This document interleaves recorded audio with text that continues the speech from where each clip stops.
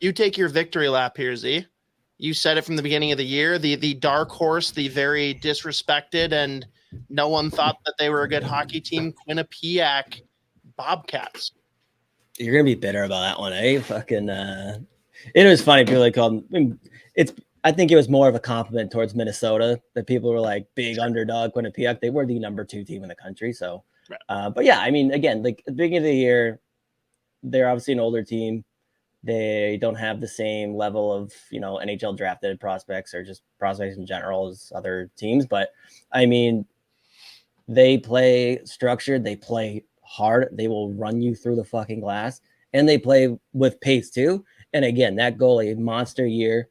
So, figured beginning of the year, like dark horse to make a run. I don't know if I would have said for sure, like maybe I did say it actually. When I think about it, just because I watched them just kick the ever living dog shit out of some big time teams at the beginning of the year. But I mean, it's just a team. They roll 4 lines. They like Rand Pecknall was talking about these. Like, I don't really have lines 1, 2, 3, 4. I have like certain guys I like using in big situations, but other than that, like we roll 4.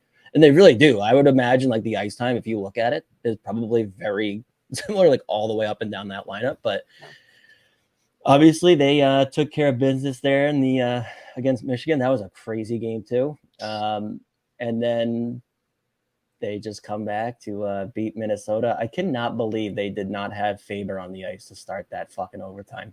Dude. I don't know if it would have made a difference at all, but it was crazy to me. Because I think it might have been on Chicklets. Pecknall was saying it. He was like, we tried that same exact play face-off. Like, they ran it all year. Ate it up. Yeah, they do it all the time. But like specifically in that game, they had already tried it once. And they were like, yeah, Faber just ate it up right away. Like, no problem. So, again, they just start off. That was sick. Great Selly. The place was going nuts other than you. But I'll let you also, I let you give the Pittsburgh eulogy. I'll let you give the Minnesota Golden Gopher eulogy here. Then again, my condolences. Yeah, I mean, for me, man, if it was as simple as Quinnipiac came out and dominated the Gophers, like they were just better, like they were the better team that night, it'd still suck, but I'd be okay with it. The Gophers were in control. They played their game. They were up 2-0, and it's not like they were dominating by any means, but they were in control. Then I don't know if it was Motzko with horrible coaching advice or if it's the players shitting their pants because it's a big moment and they're young guys, but they started playing not to lose rather than playing to win, didn't play their game, tried to play safe, let Quinnipiac dictate the pace of the game, and you saw the result, right? So the reason it hurts so much is because I watched it happen. Like I knew the whole time, I'm like, we are giving them this game. Even up 2-0, I'm like, this is bad. I don't like this at all. And it sucks to lose when you know that team should have won that night had they continued playing their game. It sucks. And it's college hockey, right? Like the worst thing Minnesota could do in that situation, especially as like, I know it's 1 versus 2 seed, but as the big dogs in college hockey this year, the number 1 seed, the worst thing they could have done is just sit back and let, of all teams, Quinnipiac have the puck. Like, again, they play with pace. They play smart. They play structured. They've got fucking a million plays off of faceoffs. Like, they could hurt you with all 4 lines. The fact that, you go up 2-0, like, college hockey, you can't just 2-0 lead. It did feel like that was kind of, they started obviously being conservative and giving Quinnipiac they were icing the puck. What were the shots in the third period? Like they were flipping the puck out to the middle. I don't know about the third period, but I think I saw that the stat was 26-8 shots in advantage of Quinnipiac since like early in the second period. Yeah. So it's just, again, like kudos to Quinnipiac. Like they played their game and it worked. It just really sucks to sit there and watch that game live when you know that they took their foot off the gas and they absolutely should have won that game. But like it take nothing away from Quinnipiac. Again, like they played a great game and it worked. Minnesota beat themselves and it's very, very unfortunate. Yep. And now we're going to see, though, will that great Quinnipiac goalie go the way of Jack LaFontaine signing with the college stud goalie killer, Carolina Hurricanes. Yeah, he's going to the NFL. That's Carolina right. Panthers, baby. I hope not. Yeah, we were talking about this before we hit record here. That the decision for that LaFontaine to go sign in the middle of the fucking year. Hurricanes, I blame for that. That's like scummy. You know, they came and like coerced him into leaving and then let him play one game and said, okay, see you never.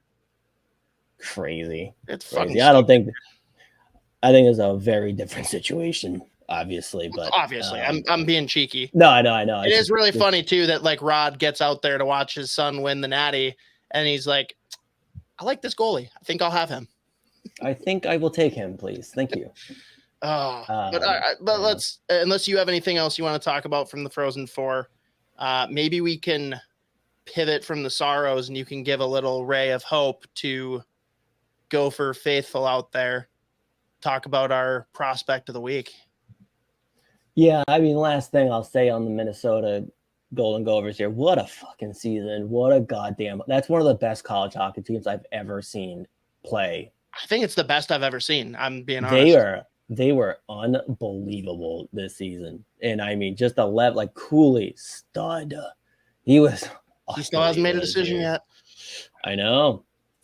And if they can keep him next year and get the guy we're about to bring up playing together, which Jesus. And I mean, specifically with the Minnesota focus here, Brock Faber, what a season again. And we saw the offense pop a little bit more this season. He was using those tools, experimenting more, and obviously it paid off personally for him. But yeah, I mean, what a goddamn year. Obviously, it sucks that they don't go home and reigning national champs, but what a team. That they're just unbelievable. So good for them for what a monster year. But yeah, fortunately, they have an absolute stud coming in, Oliver Moore,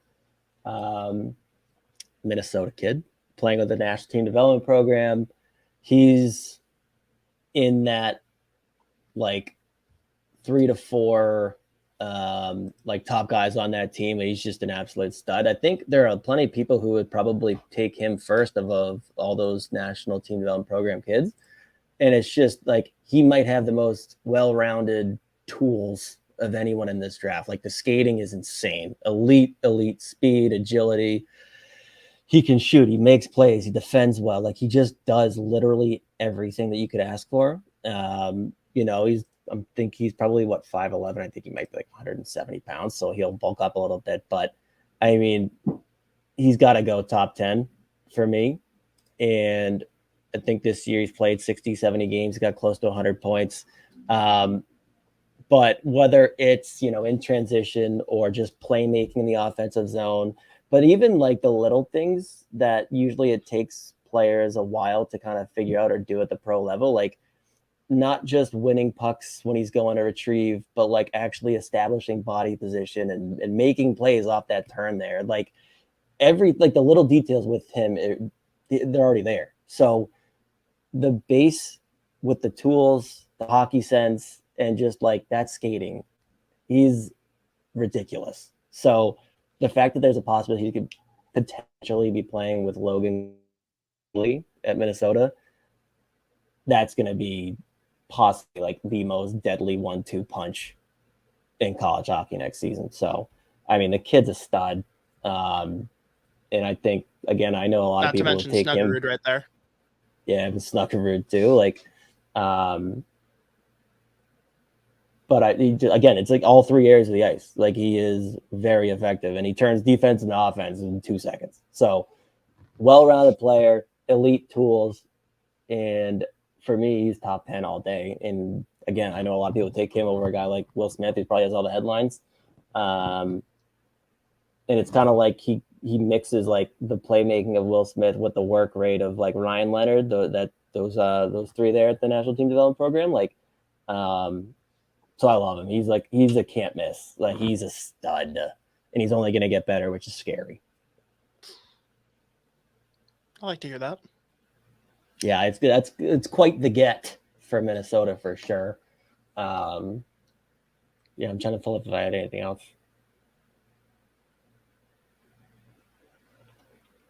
Yeah, I mean, the only thing I don't even know if I touched on. Just like the deception too, whether it's the shot or the passing, like he's unpredictable. So I think the number one thing though is that skating. Like it is dynamic. Whether he's on his edge of straightaway speed, backward skating defensively, like again, like you don't have to be. It's not like the old days where you have to like be big and mean and rough to be a good defensive forward. Like with his skating ability, how smart he is too. Like he's able to just kill plays in transition too before they even develop, right? So that's why he's very effective in all three areas of the ice there. So he just hits everything. Like he's just hit. Well, sorry, doesn't hit like physical, not like checks. Well, actually, sure, checks all the boxes. There you go.